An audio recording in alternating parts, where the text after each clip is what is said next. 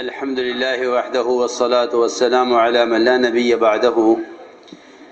اللهم صل على سيدنا مولانا محمد وعلى آل سيدنا مولانا محمد كما صليت على إبراهيم وعلى آل إبراهيم إنك حميد مجيد.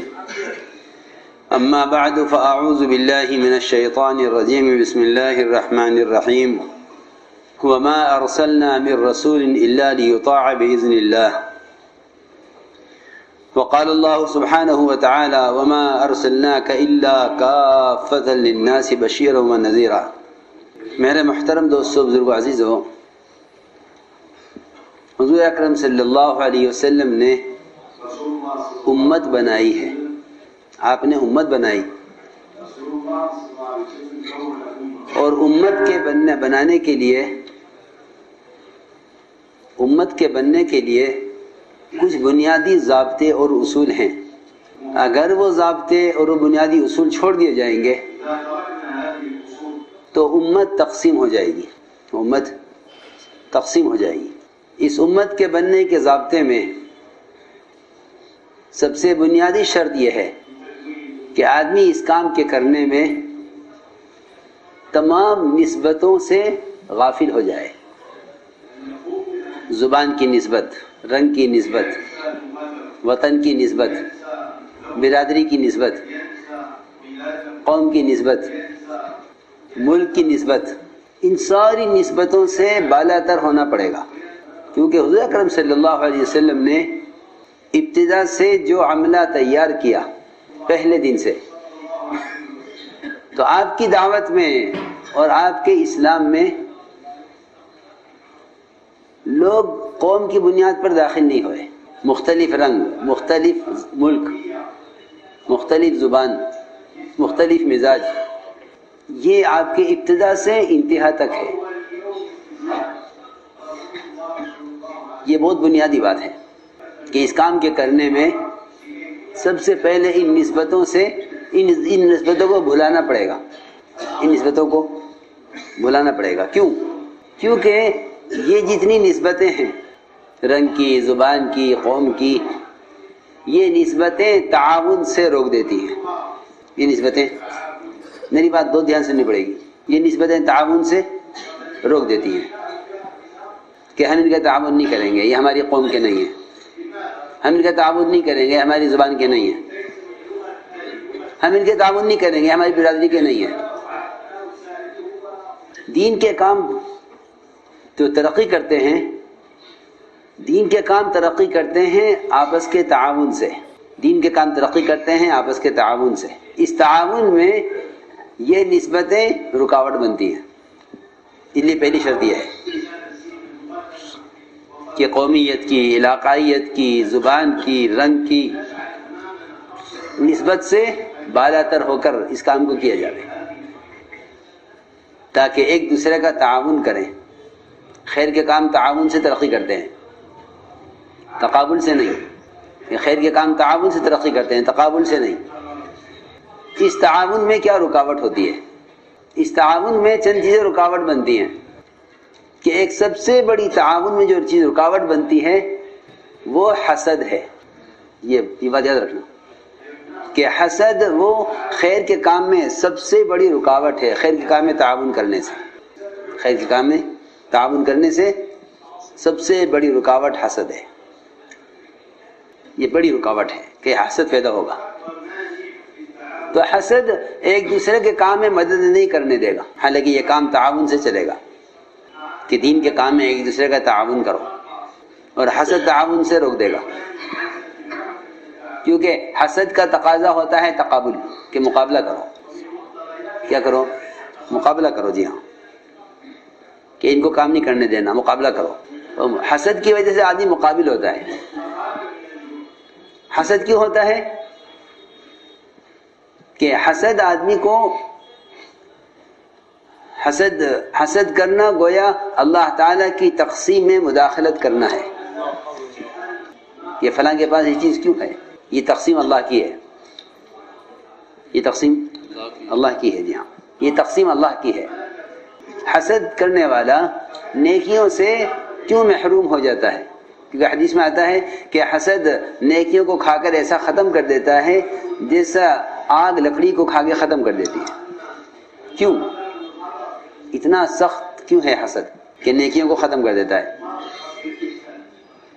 کہ وہ اس لیے ہے کہ حسد کرنے والا اللہ کی تقسیم میں اختلاف کر رہا ہے کہ اے اللہ تو نے اس کو یہ چیز کیوں دی ہے، سنو تو نے اس کو یہ چیز کیوں دی ہے۔ یہ میں بزرگ بات عرض کر رہا ہوں، یہ وہ بنیادی امراض ہیں جس کی وجہ سے آدمی خیر کے میدان سے نکل جاتا ہے، خیر کے میدان سے خیر کے میدان سے نکل جاتا ہے حسد کی وجہ سے۔ بلکہ حسد کا علاج یہ ہے کہ بندہ یہ یقین کرے کہ یہ اللہ کی تقسیم ہے، میں اس میں کچھ نہیں کر سکتا۔ مولانا علی اصغر فرماتے تھے کہ اللہ نے ابابیل سے ابرہہ کے لشکر کو ختم کرنے کا کام لے لیا، تو کیا ابابیل سے حسد کرو گے؟ ابابیل پرندہ چھوٹا، اس کا مقابلہ ابرہہ کے لشکر سے، تو اس کے ہاتھیوں کو ایسا کر دیا کعصف المأکول، بھوسا بنا دیا ہاتھیوں کو ابابیل نے۔ کام اللہ کا ہے، وہ جسے چاہیں لے لیں۔ میں کچھ بات عرض کرنا چاہتا ہوں ضروری، کہ ان ممالک میں کام کے ضعف کی کیا وجوہات ہیں، ان ممالک کام کے ضعف کی کیا وجوہات ہیں؟ مجھے سب سے بڑی وجہ یہ نظر آتی ہے افریقہ اور امریکہ اور یہ انگلینڈ، یورپ۔ میری بات دھیان سے سننا بہت، کیونکہ یہ ممالک مختلف اجناس کا مجموعہ ہیں، مختلف اجناس کا مجموعہ ہے۔ تو جس ملک میں انصار اور مہاجر دونوں ہوں گے، اس ملک کا مزاج یہ ہوگا کہ بھئی یہ کام مہاجرین کا ہے، انصار کا نہیں ہے۔ میری بات توجہ سننی پڑے گی بہت،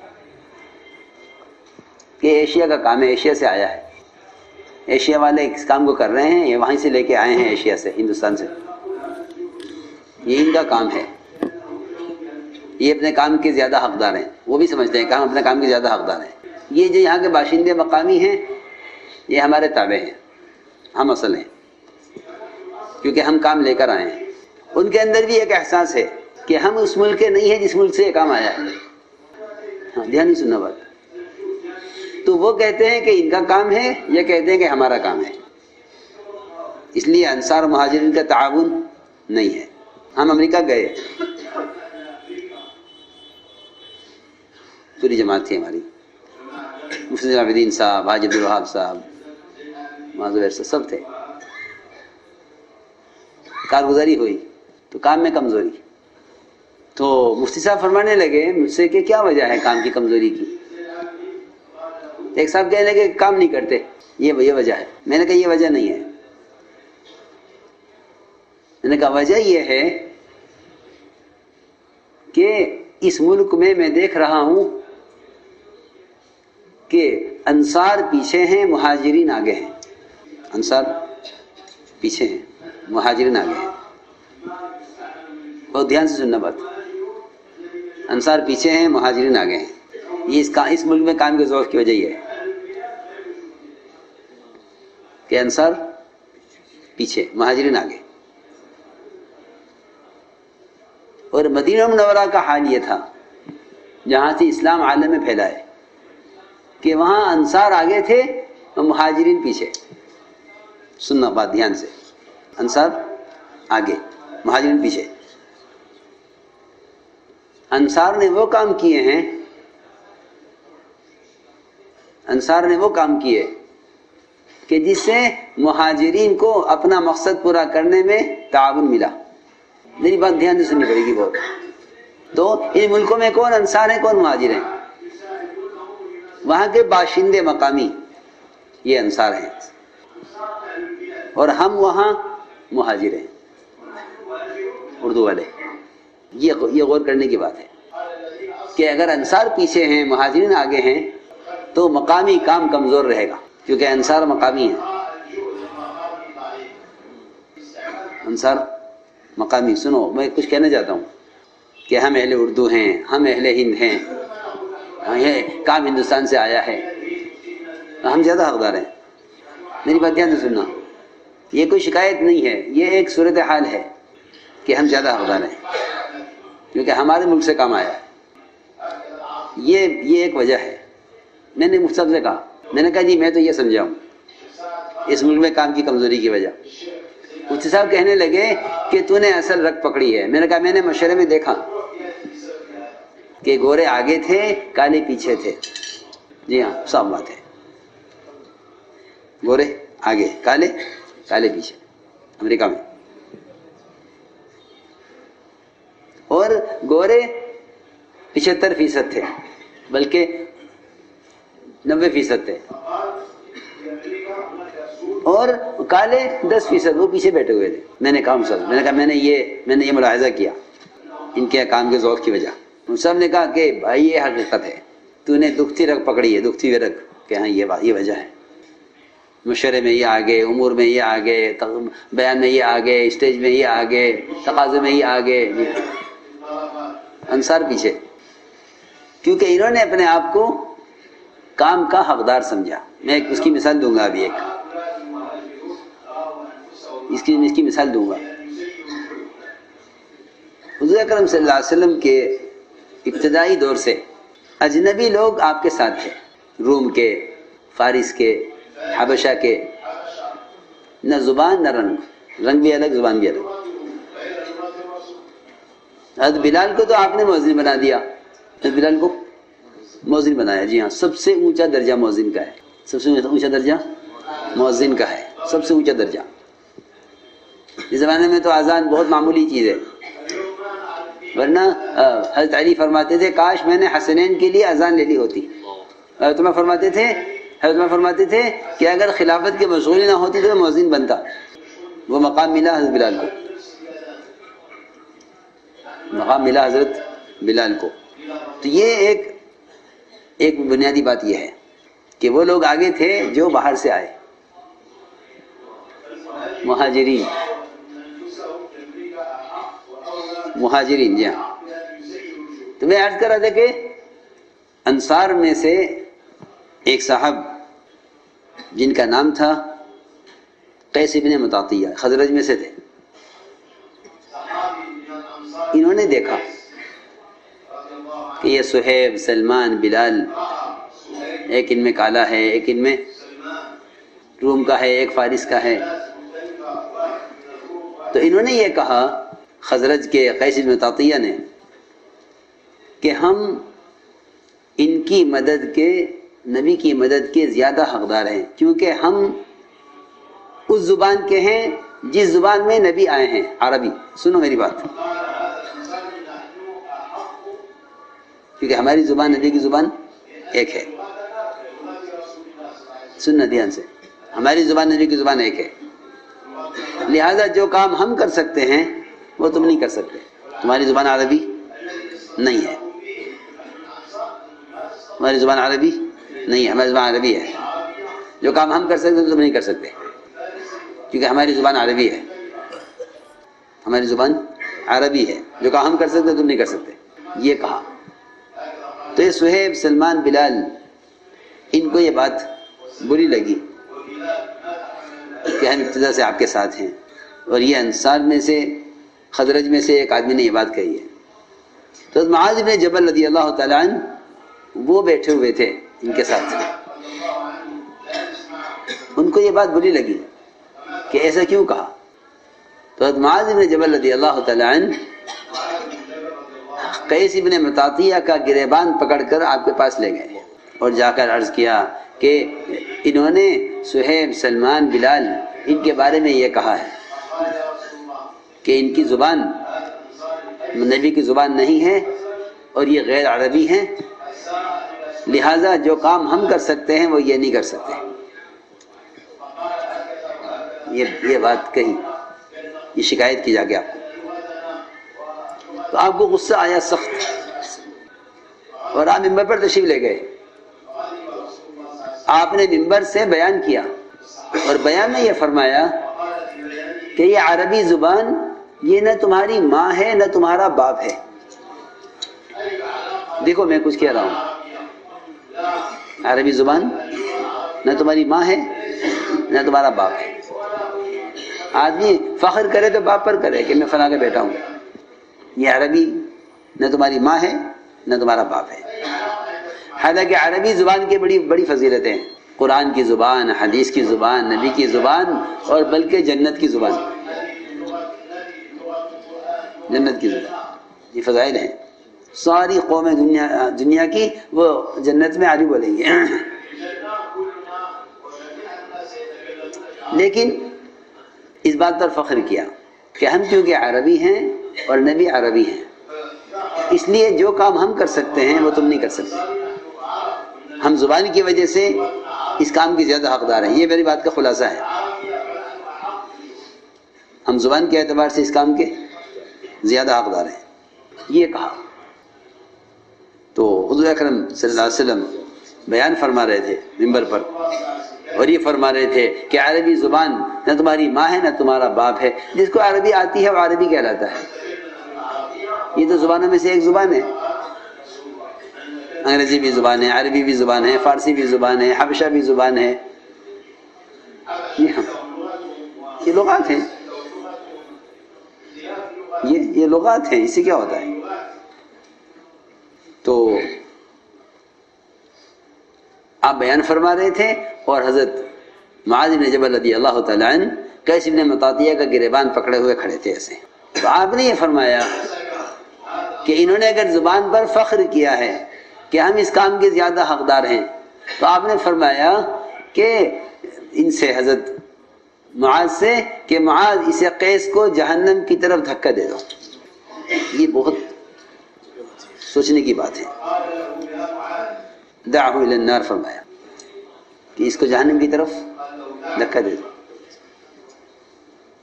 میں بہت ضروری بات عرض کر رہا ہوں کہ کیوں کہا کہ ہم عربی زبان والے ہیں تو ہم نبی کی مدد کے زیادہ حقدار ہیں، جو کام ہم کر سکتے ہیں وہ تم نہیں کر سکتے۔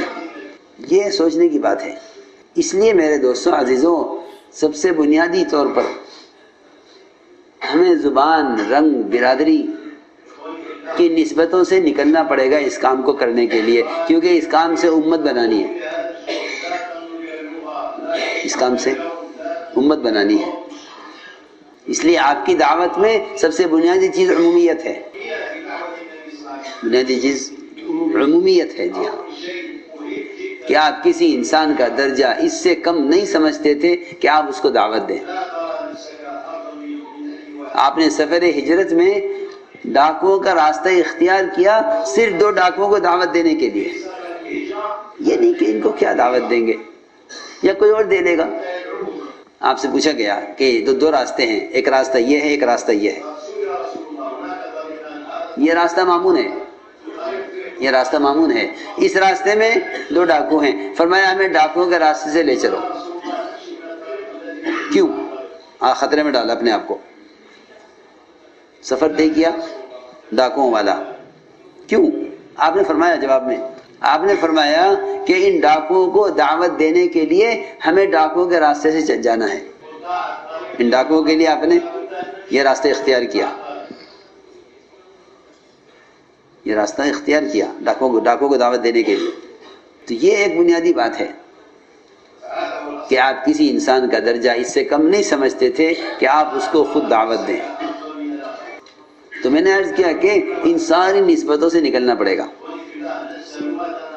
کیونکہ یہ وہ نسبتیں ہیں جو امت کو ٹکڑے کرتی ہیں۔ ہم سے ایک ملک والوں نے مطالبہ کیا جماعت کا کہ ہمیں کوکن برادری کی جماعت چاہیے تاکہ کوکن برادری میں کام کرے۔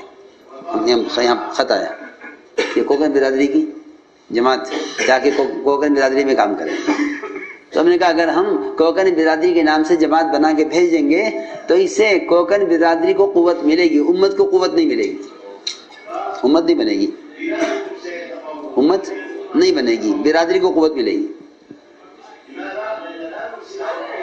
کس کو قوت ملے گی؟ برادری کو، امت کو نہیں۔ امت اس سے نہیں بنتی، امت اس سے نہیں بنتی۔ اس لیے ہمارے کام میں طبقاتی جوڑ کا کوئی تصور نہیں ہے، یہ پہلی بات یاد رکھو۔ طبقات کے جوڑ کا کوئی تصور نہیں، کیونکہ طبقات کا جوڑ امت کا توڑ ہے، طبقات کا جوڑ امت کا توڑ ہے۔ اور مختلف طبقات کو ایک جگہ جمع کر لینا، یہ امت کا جوڑ ہے، یہ امت کا جوڑ ہے، جی ہاں، کہ امت کے درمیان کا طبقاتی فرق ختم ہو جائے، یہ امت کا جوڑ ہے۔ اس لیے ہمارے کام میں طبقاتی جوڑ کا تصور نہیں ہے۔ طبقاتی جوڑ سے امت کے اندر امتیاز پیدا ہوتا ہے، یہ اس درجے کے ہیں، یہ اس درجے کے ہیں، یہ اس درجے کے ہیں، یہ اس درجے کے ہیں۔ آپ کے یہاں یہ نہیں ملے گا۔ ایک مرتبہ مشرکین نے جو ہے رؤسائے مشرکین نے آپ سے مطالبہ کیا کہ ہم آپ کی بات سننا چاہتے ہیں، آپ کی بات ہم سننا چاہتے ہیں، لیکن ہماری شرط یہ ہے کہ جس وقت ہمارا جوڑ ہوگا، ہمارا حلقہ لگے گا، ہم آپ کی بات سنیں گے، اس وقت میں آپ کے یہ فقراء صحابہ نہیں ہونے چاہیے، فقراء صحابہ نہیں ہونے چاہیے۔ تو آپ کو یہ بات اچھی لگی کہ چلو بات تو سنیں، کان میں بات تو پڑے گی۔ تو آپ نے ان کے اس مطالبے کو منظور فرما لیا، ٹھیک ہے، مطالبہ ان کا منظور ہو گیا کہ ٹھیک ہے، ایک وقت ان کے لیے خاص کر دو۔ فرمایا آپ تمہارے لیے یہ وقت ہے، اس وقت میں تم لوگ آنا۔ انہوں نے کہا نہیں ایسے نہیں، آپ لکھ کر دیجئے۔ جی ہاں، لکھوایا تحریر، حضرت علی سے تحریر لکھوائی، حضرت علی نے تحریر لکھی کہ رؤسائے مشرکین کا جوڑ ہوگا اور اس میں صحابہ شریک نہیں ہوں گے۔ سنو، یہ طے ہو گیا، تحریر لکھی گئی، تو اس پر عمل شروع ہوا۔ آپ تشریف فرما ہوئے اور رؤسائے مشرکین آئے آپ کی بات سننے کے لیے، آ کر بیٹھے۔ آپ نے بات شروع کی تھی ابھی کہ اتنے میں ایک نابینا صحابی آ گئے، عبداللہ ابن ام مکتوم، نابینا صاحب، ان کو نہیں معلوم کیا ہو رہا ہے۔ یہ اللہ کی حکمت تھی کہ اللہ کس کو لائے؟ نابینا کو لائے۔ وہ دروازے سے چیخے علمنی یا رسول اللہ مما علمک اللہ،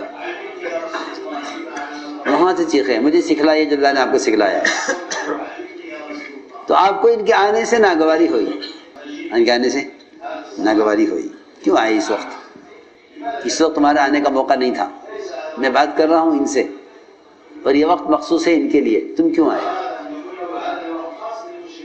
تو آپ کو جو ناگواری ہوئی ان کے آنے سے، اس پر اللہ کی طرف سے تنبیہ ہوئی۔ ہاں، فرمایا کہ کہاں ہے وہ کاغذ کہ پھاڑو اس کو، اور ہمارا ان کے ساتھ بیٹھنے کا کوئی معاہدہ نہیں ہے۔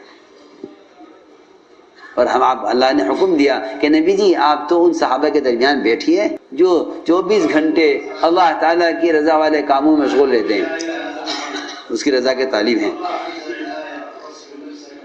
جی ہاں، یہ حکم آیا۔ میں نے عرض کیا کہ اصل چیز ہے امت کو آپس میں جوڑنا، نئے اور پرانوں کا اختلاط، یہ اصل تربیت کا ذریعہ ہے۔ اس لیے ہمارے یہاں طبقاتی جوڑ کا کوئی تصور نہیں ہے، کیونکہ امت کے مختلف طبقات کو جمع کرنا ہے، امت کے مختلف طبقات کو جمع کرنا ہے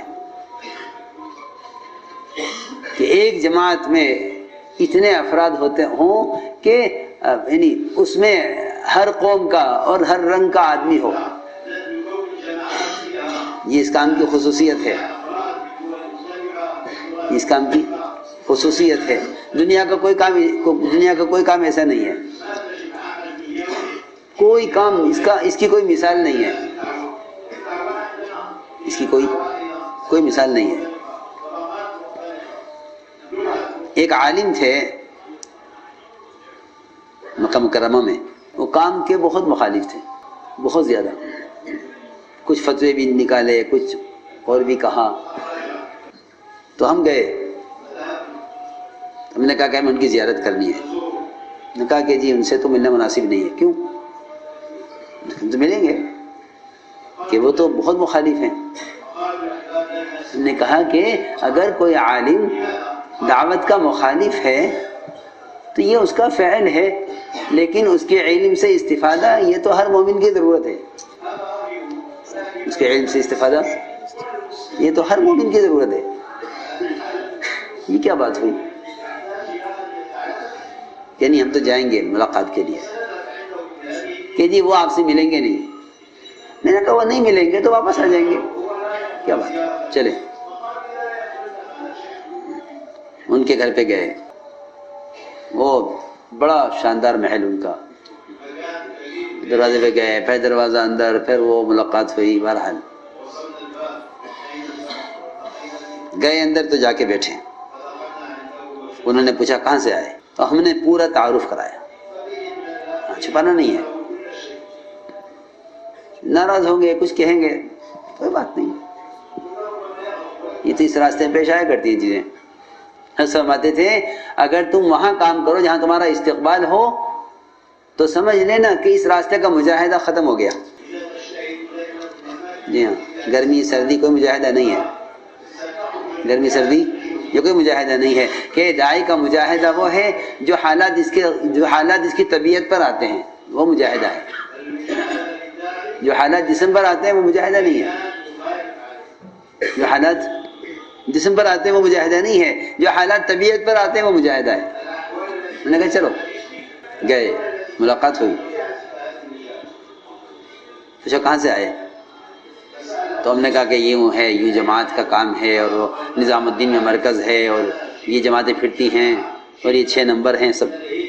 تو وہ ساتھی ہمارے ساتھ جو گئے تھے وہ انتظار میں تھے کہ دیکھو اب کیا ہوگا. تو اتنا کہنے کے بعد وہ روئے، اور بہت روئے. ہم ان کو سنبھالنا مشکل ہو گیا. نہیں کیا بات ہو گئی، ہم سے کوئی شکایت ہے؟ نہیں کوئی شکایت نہیں ہے. کیا بات ہے؟ تو انہوں نے عجیب بات بتائی. انہوں نے کہا میں ہمیشہ اس کام کے مخالف رہا. پھر ہماری ایک کانفرنس تھی قطر میں، تو میں وہاں گیا. ایئرپورٹ سے نکلا تو ٹیکسی والے کو میں نے پکڑا کہ بھئی مجھے فلاں ہوٹل میں جانا ہے. راستے میں عصر کا وقت ہو گیا. میں نے کہا یہ نماز مسجد میں ہو رہی ہے، تیار ہے، یہ نماز پڑھ لیں؟ کہ ہاں چلو. کہ مسجد میں گیا، مسجد میں نماز پڑھی. عصر کی نماز کا سلام پھرتے ہی ایک صاحب کھڑے ہوئے اور کہا کہ بھائی تشریف رکھیں حضرات، دین کی بات ہوگی. دین کی بات ہوگی؟ یہ کون دین کی بات ہے، کیا کریں گے یہ؟ تشریف رکھیں، دین کی بات ہوگی. فرمانے لگے کہ مجھے بھی خیال ہوا کہ دیکھوں کیا بات ہوتی ہے دین کی. تو ایک صاحب تھے جو کچھ عربی پھوٹی پھوٹی بول رہے تھے بیان میں. کہنے میں بیٹھ گیا، کیونکہ ہم کہتے کہ میں ایک عرصے سے درس دیتا تھا حرم میں، تو ہمارے الگ الگ حلقے لگتے تھے، شافعی کا حلقہ، حنابلہ کا حلقہ، مالکیہ کا حلقہ، حنفیہ کا حلقہ. تو کہنے کہ میں بیٹھ گیا اس حلقے میں مسجد میں بات سننے کے لیے. تھوڑی دیر بات ہوئی ایمان یقین کی. تو میں نے پوچھا برابر والے سے کہ تم کون ہو؟ کہ میں یمن سے آیا ہوں. یمن سے؟ کہ تمہارا کیا مذہب ہے؟ کہ میں حنبلی ہوں. دوسرا ایک اور بیٹھا اس سے پوچھا کہ تم کہاں سے ہو؟ کہ مقامی ہوں. کہ کیا مذہب ہے؟ کہ شافعی ہوں. آگے 2 آدمی بیٹھے ہوئے تھے، میں نے ان کو ہاتھ لگایا، وہ ہندوستانی تھے. کہ تم کون ہو؟ کہ ہم ہندوستان سے آئے. کیا مذہب ہے؟ کہ حنفی ہیں. لگے کہ میں حیران ہو گیا کہ ایک ہی حلقہ، اس میں حنبلی بھی بیٹھا، شافعی بھی بیٹھا، مالکی بھی بیٹھا، حنفی بھی بیٹھا. کیا ہے یہ؟ ہمارے یہاں تو حلقہ لگتا ہے، ہر مذہب والا اپنے حلقے میں بیٹھتا ہے، ایک مذہب کا دوسرے مذہب کے حلقے میں نہیں بیٹھے گا. یہ کون سا حلقہ ہے جس نے سارے مذاہب کو جمع کیا ہوا ہے؟ اس نے بتایا کہ یہ ہماری جماعت آئی ہے ہندوستان سے کام کرنے کے لیے. وہ فرمانے لگے وہ عالم کہ میں نے اس دن اس کام کو سمجھا. یہ مجھے بتایا کہ میں نے اس دن اس کام کو سمجھا. میں نے ایک فتویٰ نکالنے کا ارادہ کیا تھا، میں نے اس کو پھاڑ کے ختم کیا اور اللہ سے توبہ کی کہ اے اللہ وہ کام جو امت کو جمع کر دے ہم اس کو بدعت کہیں. یہ ہے، یہ بنیادی بات ہے. اس لیے میں نے عرض کیا کہ ہمارے کام میں طبقاتی جوڑ کا کوئی تصور نہیں ہے، کیونکہ یہ امت کا کام ہے. یہ امت کا کام ہے، اسے امتی بن کے کرنا ہے. یہ کام امت کا کام ہے، اس کو امتی بن کے کرنا ہے. امتی کہتے ہیں الذی یعلم الناس الخیر، کہ جو لوگوں کو بھلی بات سکھلائے وہ امت ہے. امت وہ ہے جو لوگوں کو بھلی بات سکھلائے. امت کا ترجمہ یہی ہے. الذی یعلم الناس الخیر. تو ایک بات میں نے عرض کی ہے کہ اس کام میں عمومیت ہے، اس کام میں عمومیت ہے، اس کام میں عمومیت ہے، اور عموم کو ہی محنت کا میدان بنانا ہے. اس لیے پرانوں کا بکھرنا یہ امت کے لیے خیر ہے. سننا میری بات دھیان سے، پرانوں کا بکھرنا یہ امت کے لیے خیر ہے، ان کے لیے بھی خیر ہے. اور پرانوں کا جمع ہونا، یہ پرانوں کا جمع ہونا زیادہ کہ یہ ان کے لیے بھی برا ہے، امت کے لیے بھی برا ہے. میری بات دھیان سے سننا. ہاں میں کچھ کہنا چاہتا ہوں. پرانوں کا بکھرنا یہ امت کے لیے بھی خیر ہے، ان کے لیے بھی خیر ہے. کیونکہ جتنا ہمارا پرانوں کا عملہ عموم میں بکھرے گا اتنا ان کی صلاحیتوں سے امت کو فائدہ ہوگا، ان کی صلاحیتوں سے امت کو فائدہ ہوگا. جب حج پر سارے پرانے جمع ہوتے تھے، حضرت عمر کے زمانے کی بات ہے، حج پر پرانے ملکوں سے آ کر جمع ہوتے تھے، تو حضرت عمر رضی اللہ تعالی عنہ حج کے بعد فوراً اعلان کر دیتے اپنے اپنے ملکوں میں واپس چلے جاؤ، یہاں کوئی ٹھہرے گا نہیں. اب وغیرہ مومنین بہت دور سے آئے ہیں، کچھ یہاں ٹھہریں، کچھ عمرہ کریں، طواف کریں، عبادت کریں. فرمایا نہیں، واپس جاؤ. سنو، واپس جاؤ. جمع نہیں رہنے دیتے تھے، جمع نہیں رہنے دیتے تھے. یہ بڑی حکمت تھی حضرت عمر کی، یہ حضرت عمر کی بہت بڑی حکمت تھی. میری بات دھیان سے سننا. یہ بڑی حکمت تھی کہ پرانے بکھر کر رہیں. اگر یہ بکھریں گے تو ان کے بکھرنے سے ان کی صلاحیتیں امت پر لگیں گی، ان کی صلاحیتیں امت پر لگیں گی. جی ہاں.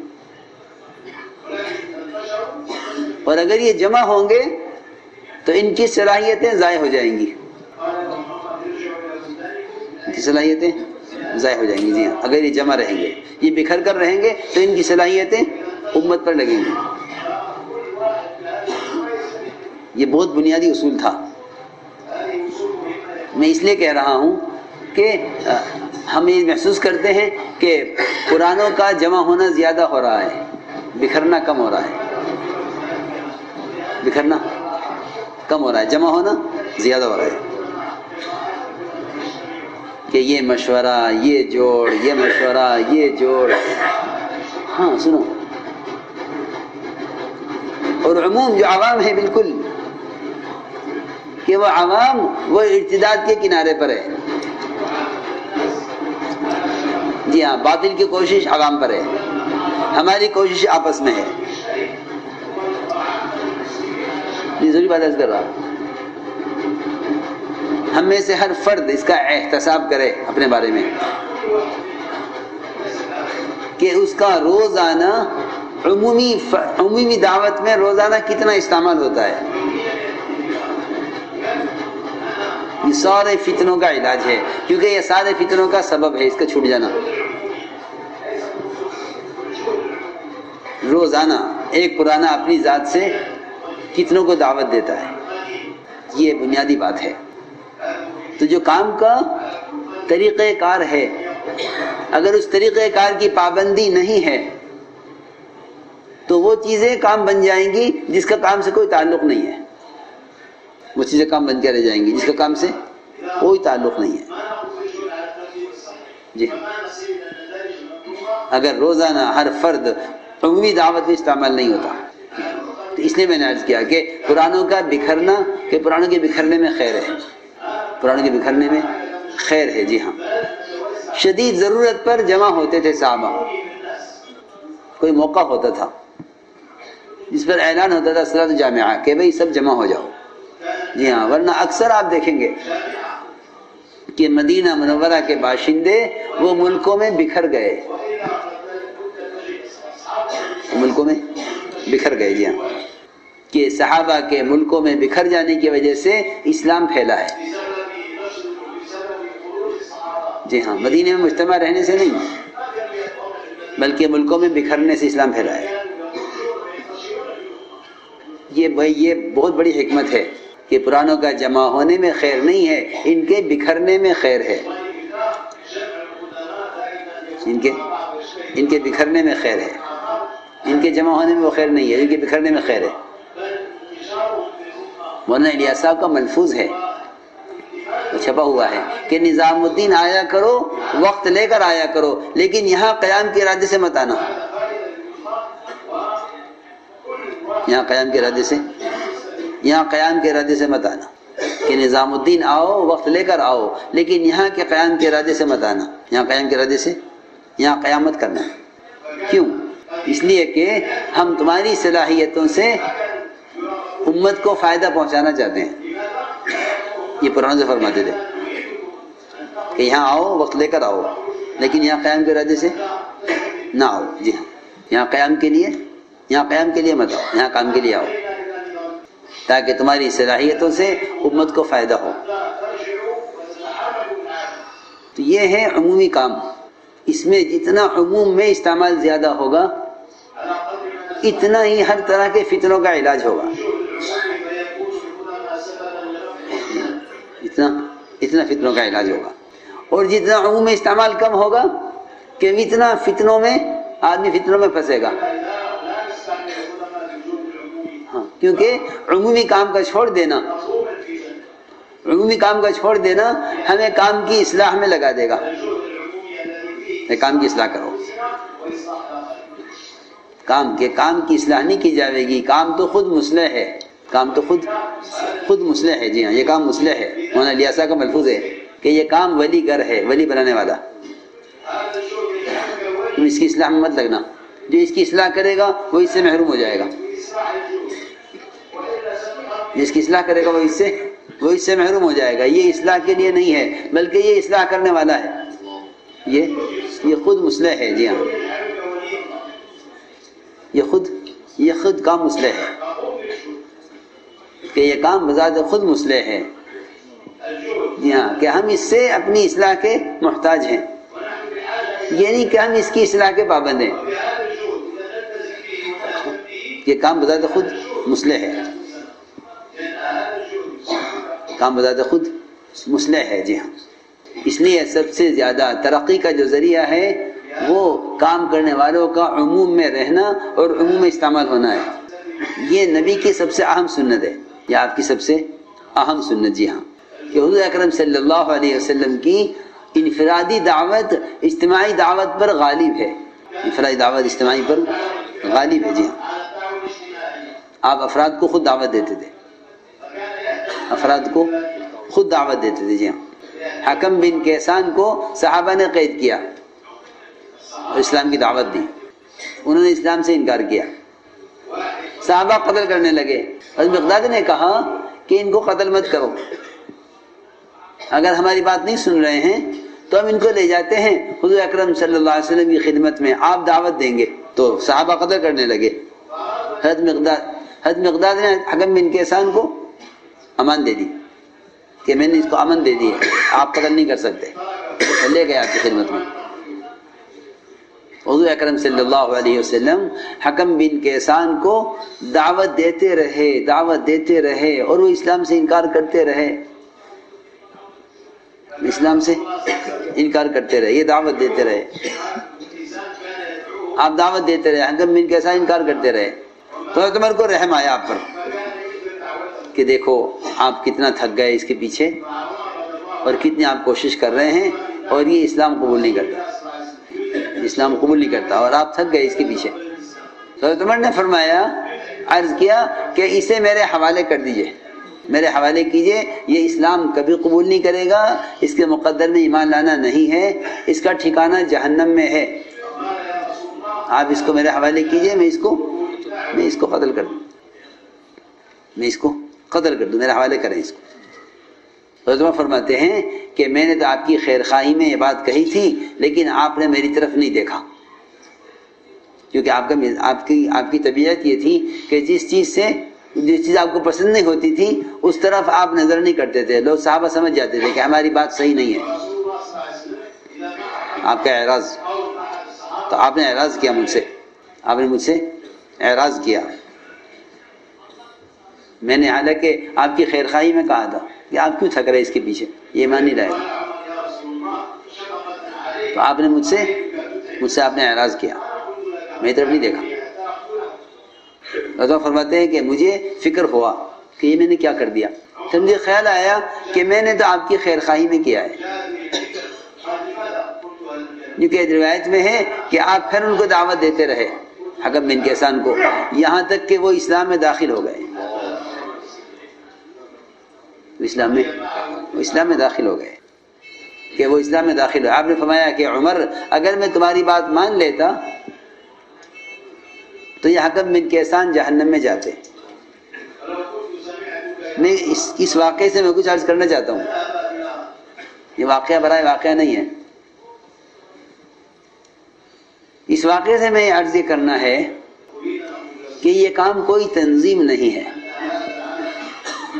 جس کے پروگرام کے پورا ہونے سے آدمی کی ذمہ داری پوری ہو جائے، بلکہ اس کام کی حقیقت اصل یہ ہے کہ جب داعی کی کوشش اس سطح کو پہنچ جاتی ہے جو اللہ کو مطلوب ہے تو اللہ رب العزت دلوں کو پلٹ دیتے ہیں.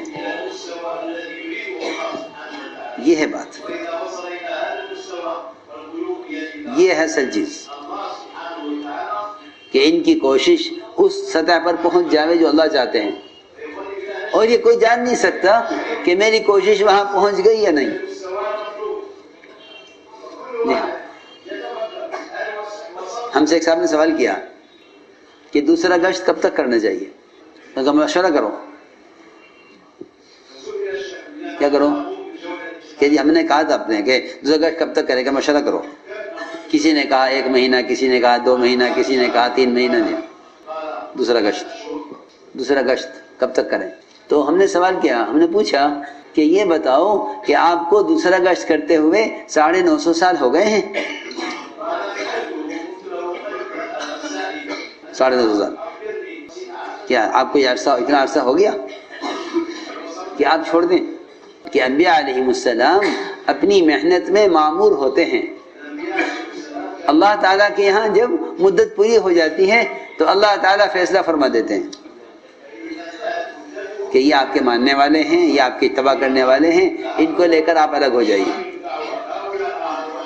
جی ہاں، مولانا کا ملفوظ ہے کہ تم اخلاص کے ساتھ کام میں لگے رہو، جب اللہ تعالیٰ کے یہاں قربانی مطلوبہ سزا کو پہنچ جائے گی تو اللہ تعالیٰ فیصلہ فرما دیں گے. اور آگے فرمایا کہ کام میں لگے رہو، عجب نہیں اللہ تم سے وہ کام لے لے جو پہلوں سے بھی نہ لیا ہو. جو پہلوں سے نہ لیا ہو، اللہ تم سے وہ کام لے گا جو پہلوں سے نہیں لیا. اور یہ ایک حقیقت ہے کہ نوح علیہ السلام کی 950 سال کی محنت اور 80 افراد اسلام میں داخل ہوئے. حضرت طفیل رضی اللہ تعالیٰ عنہ کی اپنی قوم پر چند سال کی محنت، ہجرت سے پہلے سے لے کر خیبر تک، اور 80 خاندان اسلام میں داخل ہوئے. 80 خاندان. جی ہاں، یہ ایک حقیقت ہے، کیونکہ امت کی مدد ہوگی ان کے ضعف کے بقدر. امت کی مدد ہوگی ان کے ضعف کے بقدر. تو یہ فرمایا کہ تم اخلاص کے ساتھ کام میں لگے رہو، عجب نہیں اللہ تم سے وہ کام لے لے جو پہلوں سے بھی نہ لیا. تو میں نے عرض کیا کہ آپ کی دعوت میں ایک بنیادی چیز عمومیت ہے کہ آپ کسی عام سے عام آدمی کو بھی دعوت دینے میں کوئی عار محسوس نہیں کرتے کہ ان سے ہم کیا بات کریں. جی ہاں، ان سے ہم کیا بات کریں. کہ حکم بن کیسان کہ وہ صحابہ کی دعوت پر تیار نہیں ہوئے، قتل کا وقت آ گیا تو اسلام قبول نہیں کیا، پھر آپ سمجھا رہے تو اسلام سے انکار کر رہے، لیکن کوشش دیا. تو یہ میں عرض کرنا چاہتا تھا کہ اس کام کے اندر عمومیت ہے، اس لیے نبی کے مزاج میں سب سے بڑی چیز تحمل رکھا گیا ہے. کیا تحمل؟ جی ہاں، کہ آپ مدعو کو برداشت کریں، یا مدعو کو جس کو آپ دعوت دے رہے ہیں اس کو آپ برداشت کریں. جی ہاں، سب سے بڑی نبوت کی شان تحمل ہے. اس لیے نبیوں سے بکریاں چروا کر ان میں تحمل کی صفت پیدا کی جاتی ہے. تحمل کی صفت، نبیوں میں تحمل کی صفت پیدا کی جاتی ہے. کیوں؟ کہ سب سے زیادہ ناگواریاں اس راستے میں پیش آئیں گی، ناگواریاں اس راستے میں پیش آئیں گی. کیا عجیب بات ہے، اس راستے میں ناگواریاں دونوں زمانوں میں ہیں، ابتدا میں بھی اور انتہا میں بھی، فتوحات کے زمانے میں بھی، استقبال کے زمانے میں بھی. جی ہاں، اور ابتدا میں بھی اور انتہا میں بھی. سنو، جی ہاں، پہلے ناگواریاں کفار کی طرف سے، ناگواریاں کفار کی طرف سے. جی ہاں، وہ انتہا کو پہنچ گئے کہ آپ نے ہجرت کر لی. پھر یہ کہ پھر ناگواریاں منافقین کی طرف سے، پھر ناگواری منافقین کی طرف سے. جی ہاں، کہ یہ کام تو ہے ہی سراسر تحمل کا. اس کام میں اپنا استقبال تو آدمی سوچ ہی نہیں سکتا کہ میرا استقبال ہو. جی ہاں، اپنا استقبال تو اس میں آدمی سوچ ہی نہیں سکتا کہ یہ کام تو شروع سے آخر تک ناگواریوں کا ہے، شروع سے آخر تک ناگواریوں کا کام ہے. جی ہاں، کہ ناگواریوں کو، کہ یہ ناگواریوں کا کام ہے. سمجھتے تھے کہ اس راستے میں چلنے والے کے لیے صبر ایسا ہے جیسے گاڑی کا ایندھن ہوتا ہے پیٹرول، کہ اگر صبر ہے تو چلے گی، اگر صبر ہے تو چلے گی، اور اگر صبر نہیں ہے تو نہیں چلے گا. جی ہاں، اگر صبر ہے تو اس راستے میں چلے گا، اور صبر نہیں ہے تو نہیں چلے گا. کہ اس راستے میں چلانے والی سب سے بنیادی چیز وہ صبر ہے، سب سے بڑی چیز وہ صبر ہے. جی ہاں، کہ نبی کے مزاج کو تحمل والا بنایا جاتا ہے، کیونکہ اس راستے میں ناگواریاں پیش آئیں گی، اس راستے میں ناگواریاں پیش آئیں گی. اس حضور اکرم صلی اللہ علیہ وسلم اپنے صحابہ کی ناگواریوں کو برداشت فرماتے تھے، ناگواریوں کو برداشت کرتے تھے کہ ان کی ناگواریاں برداشت کریں. اس لیے ہمارے کام میں سے کسی کا اخراج نہیں ہے کہ ان کا اخراج کرو، نہیں، اخراج نہیں ہے، کیونکہ یہ کوئی کمپنی نہیں ہے کہ جس میں آدمی رکھا جائے نکالا جائے. کھلا ہوا کام ہے، کھلا ہوا کام ہے سب کے لیے. ہاں، اس کام میں کوئی عہدہ نہیں ہے کہ ان کو رکھا جائے ان کو نکالا جائے، بلکہ کھلا ہوا کام ہے. ہاں، کھلا ہوا ایسا کام ہے جیسا کھلی ہوئی مسجد ہوتی ہے. کہ مسجد میں ہر ایک کو آنے کا حق ہے، کوئی بھی آئے گا مسجد میں. جی ہاں، کام مسجد کی طرف کھلا ہوا ہے، کہ جیسا مسجد کا دروازہ کھلا ہوا ہے عبادت کے لیے، اس طرح اس کام میں، کہ اس کام میں راستہ کھلا ہوا ہے دعوت کے لیے. اس راستے میں، اس کام میں راستہ کھلا ہوا ہے دعوت کے لیے، جیسے مسجد کا دروازہ کھلا ہوا ہے عبادت کے لیے. سنو غور سے، کہ اس کام سے کسی کو روکا نہیں جائے گا. غور سے سننا، اس کام میں کسی کو روکا نہیں جائے گا. کیوں؟ قرآن نے یہ کہا ہے کہ اس سے بڑا ظالم ہو کون سکتا ہے، یعنی سب سے بڑا ظالم، کہ سب سے بڑا ظالم وہ شخص ہے جو کسی کو مسجد میں اللہ کا ذکر کرنے اور تلاوت کرنے سے روکے. سب سے بڑا ظالم. ومن اظلم، یہ سوالیہ جملہ ہے، سوالیہ. اس سے بڑا ظالم ہو کون سکتا ہے؟ ممن منع مساجد اللہ ان یذکر فیہا اسمہ، کہ اس سے بڑا ظالم کون ہو سکتا ہے جو لوگوں کو مسجد میں ذکر عبادت سے روکے. ایک بات آگے فرمایا وسعی فی خرابها، اور یہ کوشش کرے ان مسجدوں کو ویران کرنے کی. سننا غور سے، مسجدوں کو ویران کرنے کی کوشش کرے. جی ہاں، کہ اس سے بڑا ظالم کون ہو سکتا ہے. حالانکہ یہ آیت ہے انفرادی اعمال کے لیے، ایک آدمی مسجد میں آ کر ذکر کرے، تلاوت کرے، نماز پڑھے، یہ انفرادی عبادت کے لیے ہے آیت. یہ وسعی فی خرابها، اور کوشش کرے ان مسجدوں کو ویران کرنے کی، کہ یہ آباد نہ ہوں. کہ اس سے بڑا ظالم کون ہوگا؟ تو ان کے لیے فرمایا کہ جو ایسا کریں گے اولئک ما کان لهم ان يدخلوها الا خائفین، اولئک ما کان لهم ان يدخلوها الا خائفین، کہ اگر انہوں نے مسجدوں سے لوگوں کو روکا تو یہ مسجد میں ڈرتے ہوئے آئیں گے. جی ہاں، لہم فی الدنیا خزی، کہ دنیا میں رسوائی ہوگی، آخرت میں عذاب ہوگا۔ یہ کس کے لیے؟ یہ انفرادی عمل کے لیے۔ تو اگر کوئی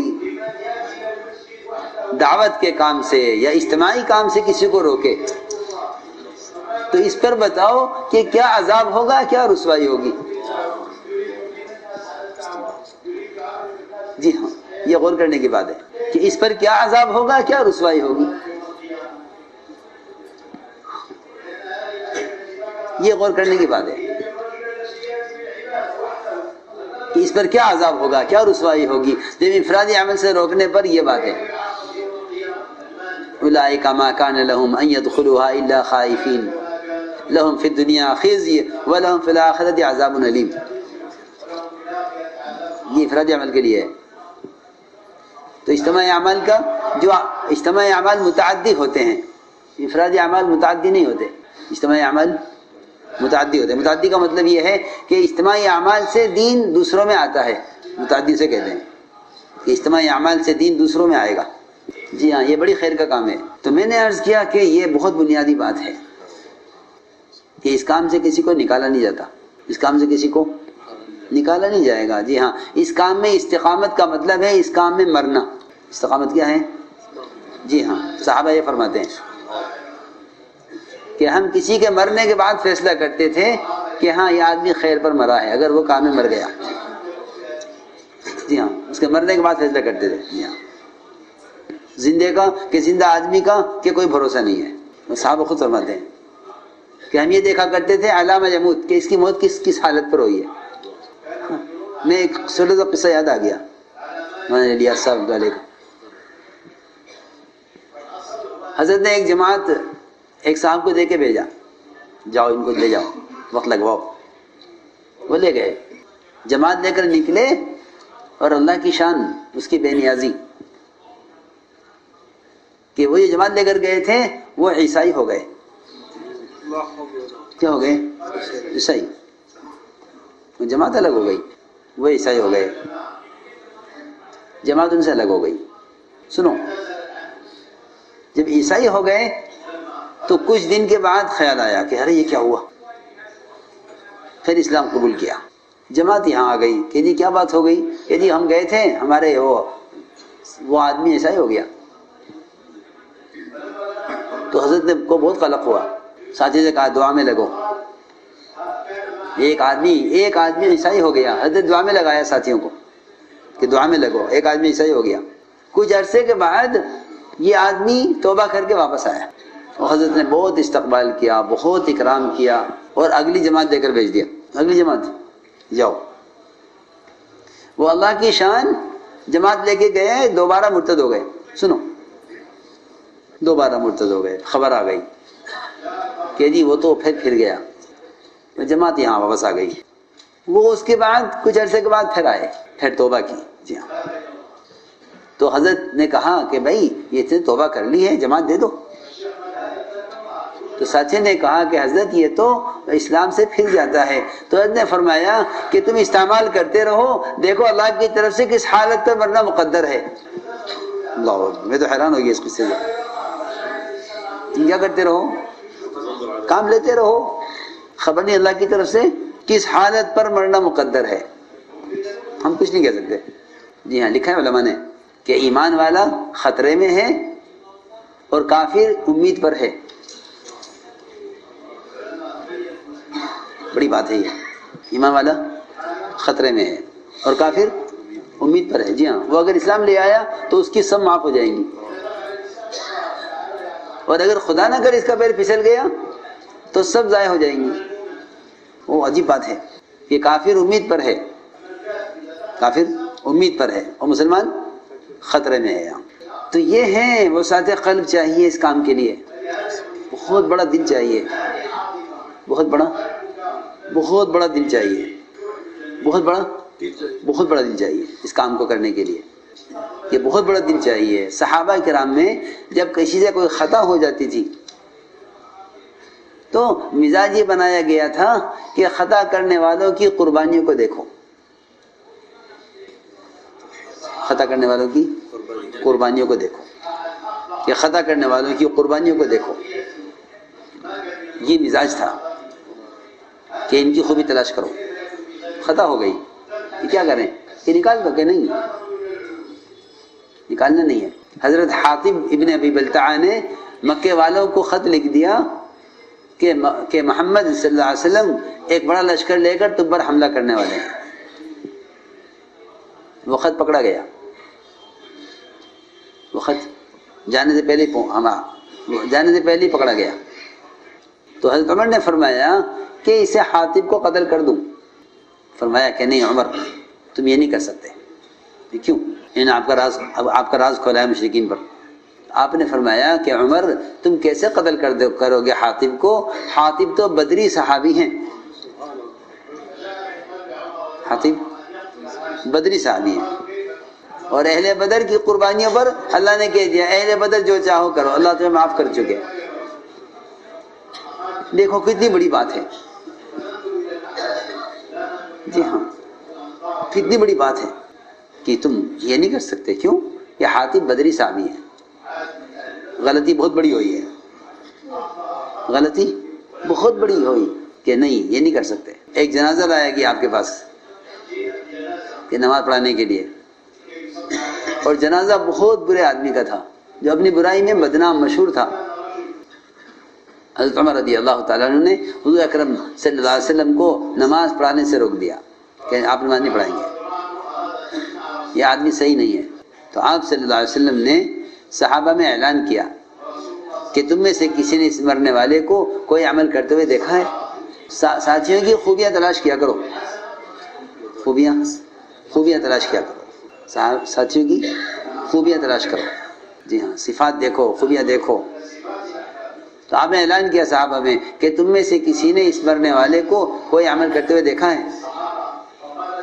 ایک صحابی کھڑے ہوئے, عرض کیا کہ اس مرنے والے نے ایک رات اللہ کے راستے میں پہرا دیا ہے. تو آپ نے فرمایا جو آنکھ اللہ کے راستے میں پہرا دینے میں جاگی ہے وہ جہنم کی آگ نہیں دیکھے گی. یہ فرمایا کہ جو آنکھ اللہ کے راستے میں پہرا دینے میں جاگی ہے وہ جہنم کی آگ نہیں دیکھے گی. فرمایا عمر پیچھے ہٹ جاؤ, تمہیں کوئی حق نہیں ہے لوگوں کے اعمال کے بارے میں سوال کرنے کا. جی ہاں, تمہیں حق نہیں ہے لوگوں کے اعمال کے بارے میں سوال کرنے کا. ہاں تم پوچھ سکتے ہو یہ جنازہ مسلمان کا ہے یا غیر مسلم کا ہے, ولیکن سل عن الفطرہ. یہ فرمایا کہ تم اس کی فطرت کے بارے میں سوال کر سکتے ہو, مسلمان ہے غیر مسلم ہے, لیکن اعمال کے بارے میں سوال کرنے کا کوئی حق نہیں ہے. جی ہاں, حضرت فرمایا کلکم خطاؤون, تم سب خطا کار ہو, تم سب کے سب خطا کار ہو. جی ہاں, خطا سے کوئی آدمی پاک نہیں ہے, خطا سے کوئی پاک نہیں ہے, لیکن بہترین خطا کار وہ ہیں جو توبہ کرنے والے ہوں. یہ فرمایا. تو ہم نے عرض کیا کہ ساتھیوں سے غلطیاں ہو جاتی ہیں, یہ کیا کرنا ہے کہ ساتھیوں کی غلطیوں کی اچھی تعویل کیا کرو. میں ایک چھوٹی سی مثال دیتا ہوں. تعلقات کو بنانے کے لیے جھوٹ بولنا. سنو, تعلقات کو بنانے کے لیے جھوٹ بولنا. ایک گھر ہے, ایک گھر, اس گھر میں ایک میاں ایک بیوی دو رہتے ہیں, اولاد بھی کوئی نہیں ہے, جی ہاں, گھر کے ماحول کو اچھا رکھنے کے لیے کون ہے؟ ایک میاں ایک بیوی اور کوئی نہیں ہے. تو یہ فرمایا کہ ان دونوں کا آپس میں ایک دوسرے سے محبت کو بڑھانے کے لیے جھوٹ بولنا اللہ کو پسند ہے. جی ہاں, مجھے آپ سے محبت ہے, وہ کہ مجھے آپ سے محبت ہے, مجھے زیادہ ہے, وہ کہ مجھے زیادہ ہے. ہاں, حالانکہ دونوں میں اختلاف ہے, مگر محبت پیدا کرنے کے لیے ان دونوں کا آپس میں جھوٹ بولنا جائز ہے نہیں بلکہ پسند ہے. میں ایک چھوٹی سی مثال دی ہے. ایک گھر, چھوٹا سا گھر جس میں صرف دو فرد ہیں, ایک میاں ایک بیوی. اسے اندازہ کرو کہ پوری دنیا میں پھیلا ہوا یہ کام اور اس کے کام کرنے والے بے شمار افراد, ان کی آپس کی محبتوں میں, ان کی آپس میں محبتوں کے پیدا کرنے کے لیے کتنی تعویل کی ضرورت ہے اور کتنی محبت کی ضرورت ہے. کیونکہ ایک گھر نہیں چلتا آپس کی اتفاق کے بغیر. تو یہ مزاج بنایا کہ مسلمان کے فعل کی تعویل کرو. جتنی بھی اسلامی تحریکیں ہیں وہ آپس میں مجتمع ہو نہیں سکتی جب تک مسلمان کے فعل کی تعویل نہیں کی جاوے. مولانا صاحب کو ملفوظ ہے کہ مسلمانوں میں اجتماعیت کبھی نہیں ہوگی جب تک مسلمان کے فعل کی تعویل نہیں کرو گے. مسلمانوں میں اجتماعیت کبھی نہیں ہوگی جب تک مسلمان کے فعل کی تعویل نہیں کرو گے. کہ مسلمان کے فعل کی تعویل کرو، مسلمان کے فعل کی تعویل کرو. ایک صحابی نے آ کے عرض کیا کہ میں نے زنا کر لیا ہے، میں نے زنا کر لیا. ایک صحابی نے عرض کیا، آپ نے فرمایا نہیں، تم نے اس کو بوسہ لیا ہوگا، تم زنا سمجھے ہوگے، تم نے اس کو ہاتھ لگایا ہوگا، تم زنا سمجھے ہوگے. وہ کہہ رہے میں نے زنا کیا، آپ چاہ رہے زنا ثابت نہ ہو. میرے دوستوں عزیزوں، اس وقت شیطان ساتھیوں کو ساتھیوں سے توڑنے کے لیے اور عوام کو کام کرنے والوں سے بدظن کرنے کے لیے وہ بدگمانیاں پیدا کر رہا ہے. جی ہاں، دیکھو میں بہت بدرس کر رہا ہوں. امت میں کام کا استقبال ہے، امت میں کام کا استقبال ہے کہ جب امت میں کام کا استقبال ہوگا تو منافقین اور شیاطین اور اہل باطل ان کی کوشش استقبال کے زمانے میں زیادہ ہوگی. استقبال کے زمانے میں زیادہ ہوگی. وہ کیا ہوگی کہ وہ آپ کو چلے 4 مہینے خروج سے روزہ اس سے تو روک نہیں سکیں گے، اس سے تو وہ روک نہیں سکیں گے. ان کے پاس ایک راستہ یہ ہے کہ ان میں آپس میں بدگمانی پیدا کرو، ان کے درمیان بدگمانی پیدا کرو. بدگمانی پیدا کرو گے تو یہ آپس میں لڑیں گے بدگمانی پر. سننا دھیان سے، آپ کا زمانہ خیر القرون کہلاتا ہے. آپ کا زمانہ خیر القرون، سارے زمانوں میں سے سب سے بہترین زمانہ، آپ تمام زمانوں میں سب سے بہترین زمانہ خیر القرون. جی ہاں، تو آپ کے صحابہ آپ پر جان دینے والے، اور دین کا استقبال، فرائض کی ادائیگی کا ایسا ماحول تھا، فرائض کی ادائیگی کا کہ ایک مشرک اور کافر یا کھلا ہوا منافق یہ نماز چھوڑ سکتا تھا، باقی کوئی نماز چھوڑنے والا نہیں تھا. امت فرائض پر اس طرح مجتمع تھی. تو ان کے درمیان بدگمانی پیدا کرو. آپ نے ایک صحابی تھے حضرت ولید ابن عقبہ، ان کو آپ نے بھیجا کہ جاؤ، ایک فرد کو بھیجا، صرف ایک فرد، کہ جاؤ اور بنو مستلق سے زکوٰۃ وصول کر دو. بنو مستلق سے زکوٰۃ وصول کر کے لے آؤ. یہ بھیجا آپ نے ولید ابن عقبہ کو کہ زکوٰۃ وصول کر کے لاؤ. ان کو معلوم ہوا، دیکھو سنو دھیان سے، ان کو معلوم ہوا کہ اللہ کے رسول صلی اللہ علیہ وسلم کا قاصد آ رہا ہے زکوٰۃ، ہم سے زکوٰۃ لینے کے لیے. تو وہ ان کے اکرام اور استقبال کے لیے اپنے گاؤں سے، اپنی بستی سے نکل کر سب باہر آ گئے. کتنے رغبت ہوگی ان میں زکوٰۃ دینے کی کہ وہ آپ کے زکوٰۃ وصول کرنے والے کے اکرام میں، استقبال میں سب باہر آ گئے. سنو میں کچھ کہنا چاہتا ہوں اسی کے ساتھ کہ امت میں دعوت کے کام کا بہت استقبال ہے. عوام کام چاہتی ہے، جی ہاں، کیونکہ اس کام کی قبولیت یہ ہے اللہ کے یہاں کہ امت نے اس کی خیر کا مشاہدہ کر لیا ہے. امت نے اس کی خیر کا مشاہدہ کر لیا، یعنی امت نے اپنی آنکھوں سے دیکھ لیا ہے کہ ساری دنیا کے کاموں کے مقابلے میں اس کی خیر سب سے زیادہ عام ہے. اس کی خیر کی عمومیت کا امت نے مشاہدہ کر لیا ہے. تو میں یہ کہنا چاہتا تھا کہ زکوٰۃ وصول کرنے والے کے استقبال میں سب گاؤں سے، بستی سے باہر آ گئے. کتنا استقبال ہوگا زکوٰۃ کی ادائیگی کا، اور کتنا اہتمام ہوگا. ٹھیک ہے وہ آئے گا دے دیں گے زکوٰۃ، یہ نہیں کہ نہیں اللہ کے رسول کا قاصد آ رہا ہے چلو باہر نکلو بستی سے، اس کے استقبال کرو. تو منافقین نے یہ دیکھا کہ یہ ایک آدمی کو زکوٰۃ دینے کے لیے اس کے استقبال میں سب باہر آ گئے. تو اس منافق نے آ کر حضرت ولید سے کہا کہ کہاں جا رہے ہو؟ کہ میں اللہ کے رسول نے بھیجا ہے اور میں زکوٰۃ ان سے لینے جا رہا ہوں بنو مستلق سے۔ منافق نے یہ کہا کہ سنو میں تمہیں حقیقت بتاتا ہوں، وہ لوگ تو تمہیں قتل کرنے کے لیے باہر آ گئے ہیں۔ دھیان سے سنو بات، وہ تم کو قتل کرنے کے لیے بستی سے باہر آ گئے ہیں، تم مت جانا، تمہیں قتل کر دیں گے۔ اور ادھر کیا ہو رہا ہے؟ ادھر استقبال ہے زکوٰۃ وصول کرنے والے کا۔ شیطان نے کہا منافق نے کہ وہ تمہیں قتل کرنے کے لیے باہر آ گئے ہیں،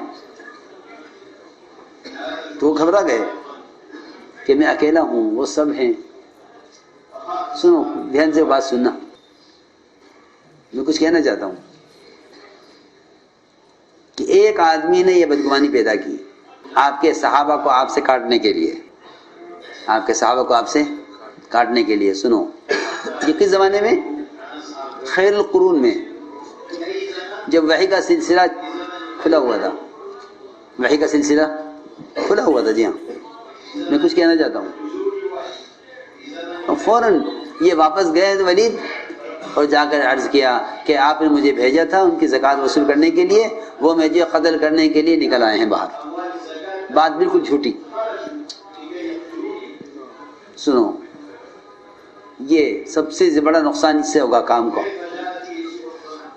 کہ ادھر ادھر کی اڑتی اڑاتی خبروں پر لوگ یقین کر لیں گے، ادھر کی خبروں پر لوگ یقین کر لیں گے۔ ہاں، ہم نے یہ خبر سنی ہے، حدیث میں آتا ہے کہ آدمی کے جھوٹا ہونے کے لیے اتنا کافی ہے کہ جو بات سنے اس کو نقل کر دے۔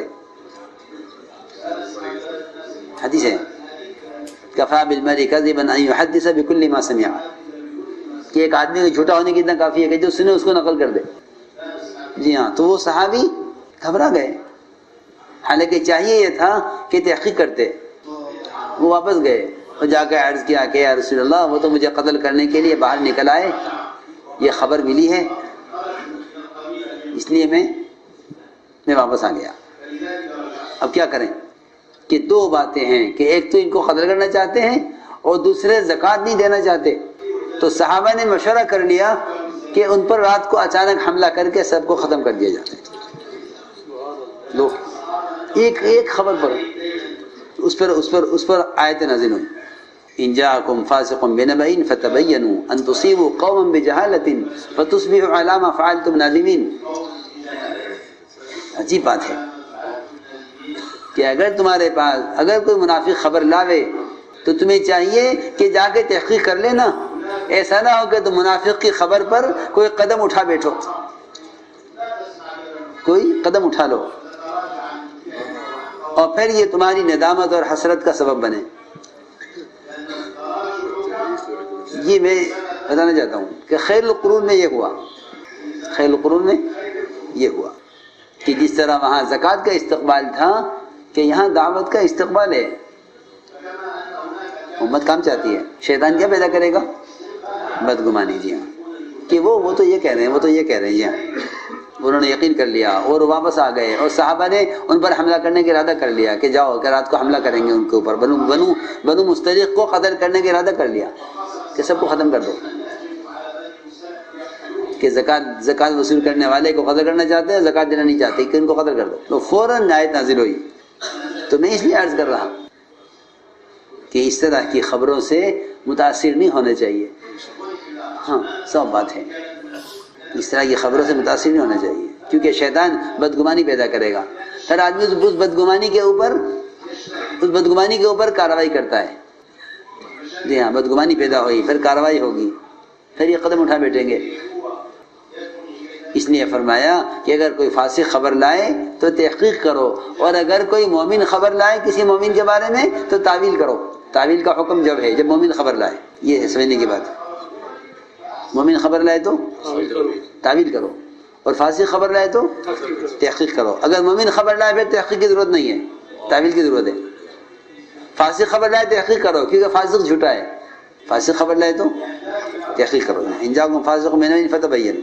اور اگر مومن خبر لائے کہ فلاں مسلمان نے یہ کیا ہے، کہ نہیں، تعویل کرو، مسلمان کے فعل کو، اس کے گناہ کو ثابت مت ہونے دو، اس کی گناہ کو ثابت نہ ہونے دو۔ جی ہاں، اس لیے میں نے عرض کیا کہ اپنے ماحول کو ستھرا رکھو، اپنے ماحول کو صاف رکھو، صاف، اپنے ماحول کو صاف رکھو، کہ اپنے ماحول کو صاف رکھو، کیونکہ امت نے اس کام پر اعتماد کیا ہے، امت نے اس کام پر اعتماد کیا ہے، جی ہاں۔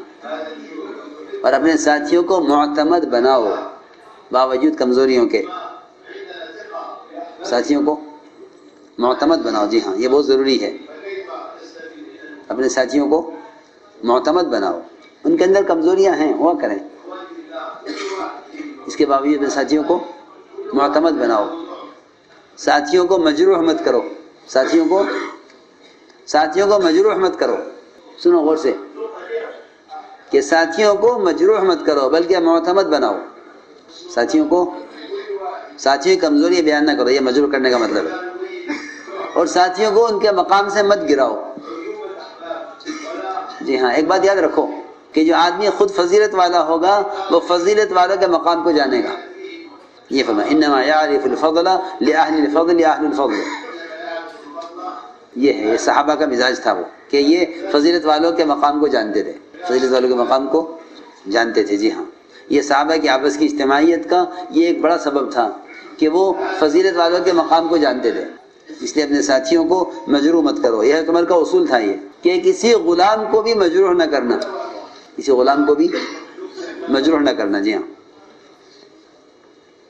حضرت عمر کے دروازے پر حضرت اسلم تھے، غلام، حضرت عمر کے دروازے پر حضرت عمر نے فرمایا کہ اسلم دروازے پر رہنا، ابھی اندر کوئی نہ آئے، میں مشغول ہوں کسی کام میں۔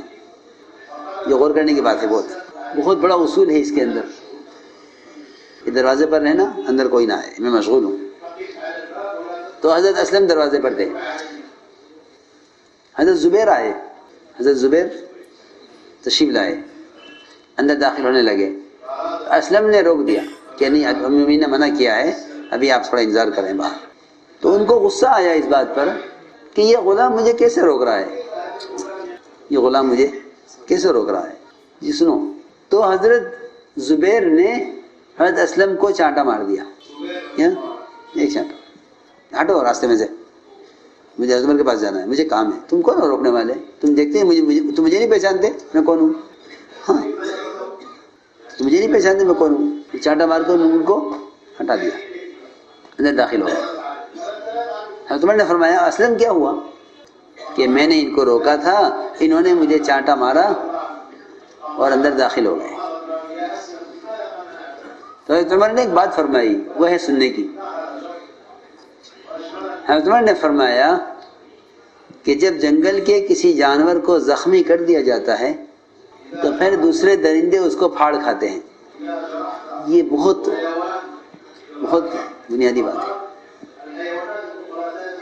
کہ جب جنگل کا کوئی جانور زخمی کر دیا جاتا ہے تو جنگل کے جانور اس کو پھاڑ کھاتے ہیں، یعنی جب کوئی آدمی اپنے مقام سے گرا دیا جاتا ہے تو دوسرے لوگ اس پر جری ہو جاتے ہیں، پھر وہ ضائع ہو جائے گا، بہت ضروری بات ہے۔ ساتھی میں کمزوریاں ہوں گی لیکن ان کے محاسن بیان کرو، ان کے فضائل بیان کرو، ان کے فضائل بیان کرو، ساتھیوں سے کام لینے کی۔ حضرت عمر رضی اللہ تعالیٰ فرماتے تھے ایک یہودی کے بارے میں کہ یہ آدمی اتنا حساب میں تیز ہے، میں چاہتا ہوں اسے اپنے پاس محاسب بنا کے رکھوں، لیکن یہ یہودی ہے اس لیے میں اس کو نہیں لے سکتا، یہ اسلام لے آوے، یہ مسلمان ہو جاوے تو میں اس کو اپنا محاسب بنا لوں، محاسب سی اے، جی ہاں سی اے بنا لوں اپنا، کس کو؟ یہودی کو، سنو، یہودی کو اپنا سی اے بنا لوں، جی ہاں چارٹر اکاؤنٹنٹ، جی ہاں سی اے، محاسب، کیونکہ حساب میں بہت تیز ہے۔ جی ہاں سنو غور سے کہ حضرت عمر رضی اللہ تعالیٰ ایک یہودی کی صلاحیت کو استعمال کرنا چاہتے ہیں اپنے کام کے لیے، تو ایک کام کرنے والے ساتھی کی صلاحیت سے اب فائدہ اٹھانا کتنا ضروری ہوگا، اس کے لیے کیا حرص ہونی چاہیے اپنے اندر۔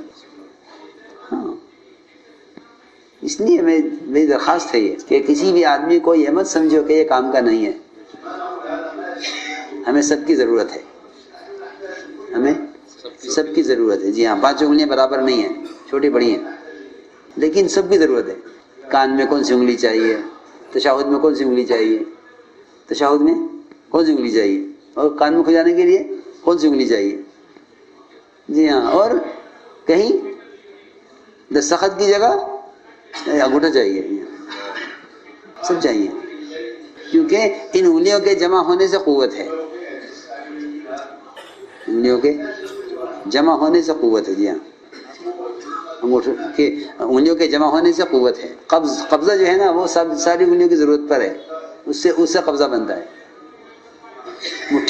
مٹھی جو ہے وہ ساری انگلیوں سے بنے گی. اس لیے میں عرض کر رہا کہ جو ساتھی کام سے پیچھے ہٹ گئے ہیں یا کام سے بیٹھ گئے ہیں انہیں ہر قیمت پر واپس لاؤ. داعی کے مزاج میں استغنا نہیں ہونا چاہیے کہ ہمیں ضرورت نہیں ہے، آپ کی ضرورت ہے، آؤ آؤ، نہیں آتے مت آؤ. یہ نہیں، اللہ کو یہ بات پسند نہیں ہے، اللہ کو یہ بات پسند نہیں ہے. کیوں؟ اس لیے کہ استغنا اس کی ذات ہے، استغنا تو اس کی ذات میں ہے، وہ صمد ہے. ہم محتاج ہیں، وہ صمد ہے. ہاں، اس لیے جو ساتھی کام سے بیٹھ جائیں یا حالات میں آ جائیں انہیں ہر قیمت پر لے کر آؤ، بار بار جاؤ، بار بار لاؤ. جی ہاں، بار بار جاؤ، بار بار لاؤ ان کو. ہم مستغنی نہیں ہیں کسی سے، ہم کسی سے مستغنی نہیں ہے، ہمیں سب کی ضرورت ہے. اس طرح ہمیں آپس کی اجتماعیت کے ساتھ، اور میں نے جو پھر عرض کروں گا کہ عمومیت کے ساتھ چلو. عمومیت میں ترقی ہے اور حفاظت ہے، عمومیت میں ترقی اور حفاظت ہے. جی ہاں، امت کو ضرورت ہے، امت کو ضرورت ہے. جی ہاں، جتنے پرانے عموم میں رہیں گے اتنی امت میں خیر آئے گی. جتنے پرانے کس میں رہیں گے، عموم میں، اتنی امت میں خیر آئے گی. اس لیے ہمیں اپنے آپ کو ان چیزوں کا پابند کرنا ہے. کریں گے انشاءاللہ. سبحان اللہ.